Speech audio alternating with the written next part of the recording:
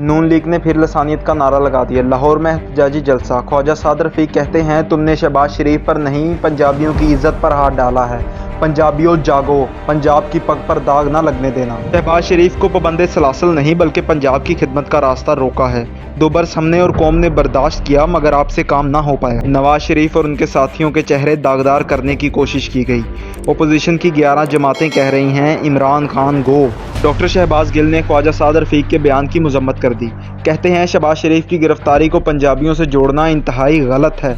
लसानी सियासत करने का मुल्क को नुकसान होगा जो कि हरगिज़ बर्दाश्त नहीं किया जाएगा। दूसरी जानिब शेख रशीद ने मरीम नवाज को वार्निंग देते हुए कहा खातून होने की वजह से एहतराम कर रहा हूँ, ऐसी खबरें निकाल सकता हूँ कि सियासी जलजला आ जाए। नवाज शरीफ फ़ौज के खिलाफ ऐलाने जंग कर रहे हैं। इसी फ़ौज के जूतों से निकलकर वज़ीर बने थे।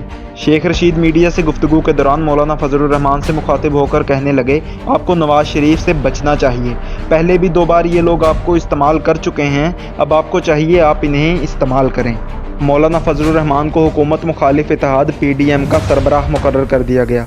फैसला अपोजिशन जमातों की मुशावरत के बाद किया गया। बिलावल भुट्टो का सरबराही रोटेशन पर इतराज़। कहा सीनियर नायब सदर पीपल्स पार्टी का होगा, नून लीग को और दीगर जमातों को डिप्टी सेक्रेटरी जनरल के ओहदे दिए जाएंगे। फैजल हसन चौहान कहते हैं कि इदारों ने भेज दिया तो इलाज करवाओ और वापस आ जाओ।